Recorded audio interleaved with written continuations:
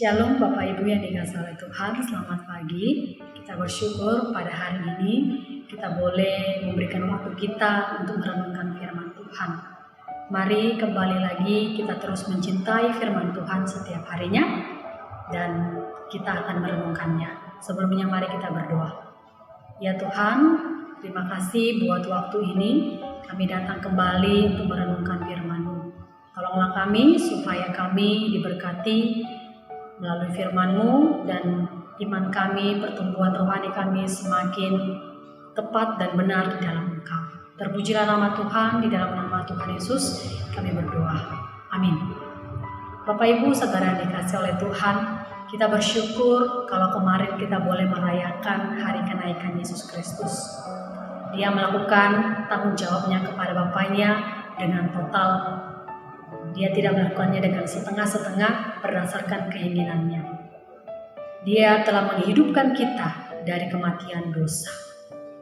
Kita yang sekarang percaya kepadanya, apakah kita juga mau melakukan secara total apa yang Tuhan inginkan dan Tuhan rindukan di dalam kehidupan kita, yaitu kita terus merenungkan firman Tuhan di dalam kehidupan kita, supaya olehnya kita bertumbuh dan beroleh keselamatan di dalam Tuhan. Mari kita buka dan belajar dari firman Tuhan pada hari ini di dalam kitab 1 Petrus pasal yang kedua ayat pertama hingga ketiga. Yesus Kristus batu penjuru. Karena itu buanglah segala kejahatan, segala tipu muslihat dan segala macam kemunafikan, kedengkian dan fitnah. Dan jadilah sama seperti bayi yang baru lahir, yang selalu ingin akan air susu yang murni dan yang rohani, supaya olehnya kamu bertumbuh dan beroleh keselamatan, jika kamu benar-benar telah mengecap kebaikan Tuhan. Amin. Bapak Ibu saudara yang dikasihi oleh Tuhan, penerima surat yang diberikan pada waktu itu adalah mereka yang baru ditebus, yang baru menerima Yesus, yang menanggalkan dosa-dosa mereka, cara hidup mereka yang lama, yang sia-sia, dan ditebus dengan darah yang mahal oleh Yesus Kristus. Kita boleh lihat dari pasal pertama di ayat yang ke-18 hingga ke-25. Di situ mereka mengalami pertobatan, ada pengalaman pertobatan. Sehingga di ayat pertama ini, di pasal yang kedua ini, menjadi satu kesadaran kembali bagi mereka setelah mereka membuang kejahatan, dosa-dosa mereka yang dulu, yang sia-sia, yang seharusnya mereka tanggalkan, lepaskan, dan tidak hidup di dalamnya, dan sudah menerima Yesus Kristus, seharusnya bertumbuh di dalam Kristus, di dalam pengenalan akan Dia. Nah, oleh karena itu, di sini kata buanglah kita boleh mengerti dengan arti menanggalkan. Seorang yang menanggalkan atau melepaskan di sini harus benar-benar total untuk melepaskannya. Seperti digambarkan seorang yang memakai pakaian yang kotor, dia harus melepaskan atau menggantikan pakaiannya dengan pakaian yang baru. Tidak mungkin kita sekaligus memakai pakaian kotor dan kita memakai pakaian yang bersih, yang baru. Ini dua hal yang tidak seimbang. Seharusnya orang yang sudah mengalami pertobatan, mengalami pengalaman pertobatan kepada Tuhan, dia mendapat hidup yang baru, mendapat kehidupan yang baru. Tidak lagi hidup di dalam dosa, tidak lagi melakukan dosa, bahkan melakukan yang tidak Tuhan sukai di dalam kehidupannya. Itulah sebabnya setelah mereka membuang kebiasaan dosa-dosa yang mereka dahulu, mereka harus hidup baru. Mereka mendapatkan kehidupan baru itu di dalam Tuhan. Oleh sebab itu, di ayat yang kedua, mereka digambarkan seperti bayi yang baru lahir. Mereka yang telah ditebus, mendapatkan hidup baru, tetapi tidak berhenti sampai di situ. Ketika kita menerima Kristus, kita percaya kepada Kristus, kita tidak berhenti sampai kita mendapatkan hal itu. Tetapi kita rindu untuk melakukan kehendak dan rencana Tuhan, apa yang Tuhan inginkan di dalam kehidupan kita. Kita boleh melihat di ayat yang kedua. Jadi sama seperti bayi yang baru lahir, yang selalu ingin akan air susu yang murni. Ini yang menjadi hal yang penting dalam kehidupan kita. Di dalam ayat ini juga, bahwa ketika kita sudah mengalami pertobatan itu, mengalami bahwa kita menerima Yesus Kristus sebagai Tuhan kita selalu menginginkan air susu yang murni itu, kebenaran itu, firman Tuhan itu sendiri di dalam kehidupan kita. Sehingga melaluinya kita mendapat pertumbuhan rohani yang sehat, pertumbuhan rohani yang benar di dalam Tuhan. Seorang yang mengalami pertumbuhan rohani yang benar dan sehat, dia akan mengalami beberapa hal.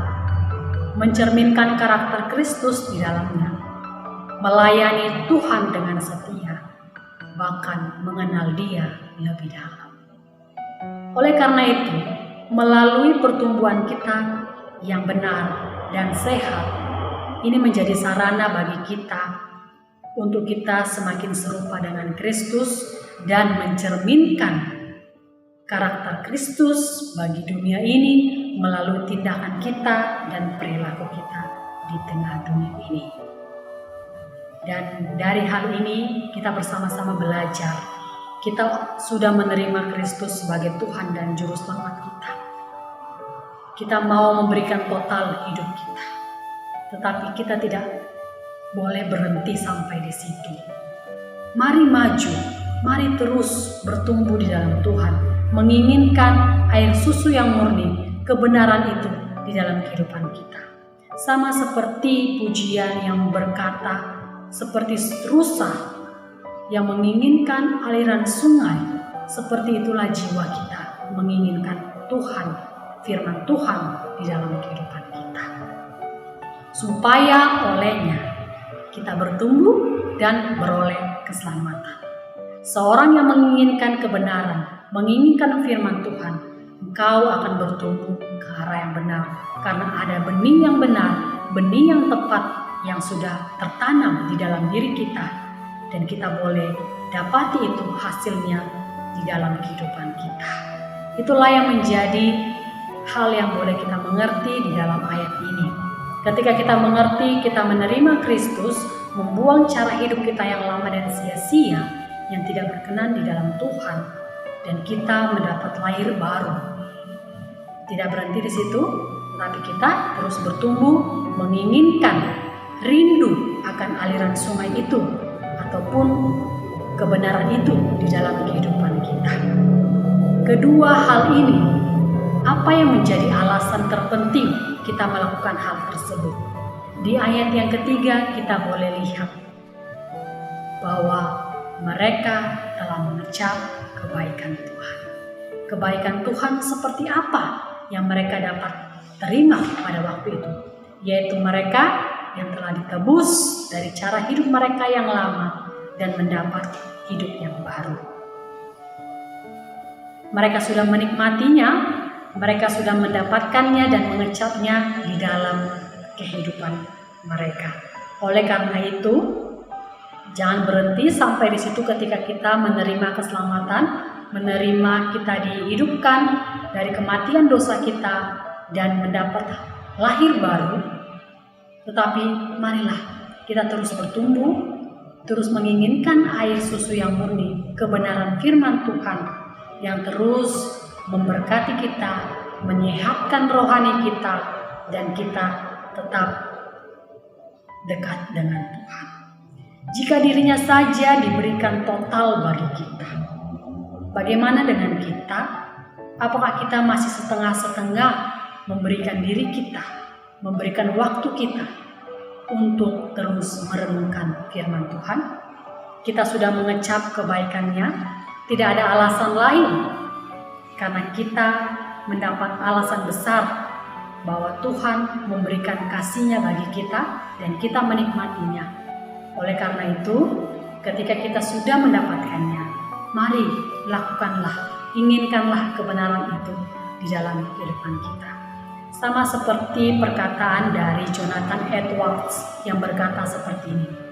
Jiwa yang telah mengecap, mengetahui, dan dipuaskan oleh pengalaman bersama Tuhan akan merindukan semakin dia mengalami serta semakin dia mengenal keagungan, keindahan, kepuasan yang semakin besar dan rasa lapar dan haus untuk lebih di dalamnya. Oleh karena itu, Bapak Ibu, Saudara yang dikasihi oleh Tuhan, kita mengerti bahwa kita sudah mengalami pertobatan itu, atau bagi kita yang belum mengalami pertobatan itu, mari alamilah dan terimalah Dia sebagai Tuhan dan Juru Selamat kita. Dan jangan berhenti sampai di situ. Lakukanlah firman-Nya, inginkanlah kebenarannya, supaya benih itu bisa tumbuh, bisa menghasilkan pertumbuhan yang benar, dan rohani kita sehat, dan kita tetap dekat kepada Tuhan. Orang yang mengalami dan menikmati kasih Tuhan, kebaikan Tuhan di dalam hidupnya, pasti dia ingin selalu memahami dan mengenal Tuhan lebih dalam melalui firman-Nya. Karena benih itu, karena keinginan itu, kerinduan itu sudah ada di dalam kehidupannya, dan itulah yang menjadi tindakan yang harus kita lakukan di dalam kehidupan kita. Oleh karena itu, marilah kita semua memakai waktu kesempatan yang cukup panjang ini. Kita boleh lakukan untuk terus merenungkan firman Tuhan, mencintai firman Tuhan, belajar dari firman Tuhan. Mungkin selama ini kita jarang memberikan waktu bagi Tuhan, bahkan membaca firman Tuhan saja kita belum selesai, belum menyelesaikannya sampai kitab Wahyu. Mari berkomitmenlah untuk mencintai firman Tuhan, supaya olehnya kamu terus bertumbuh, berbuah, dan beroleh keselamatan di dalam Tuhan.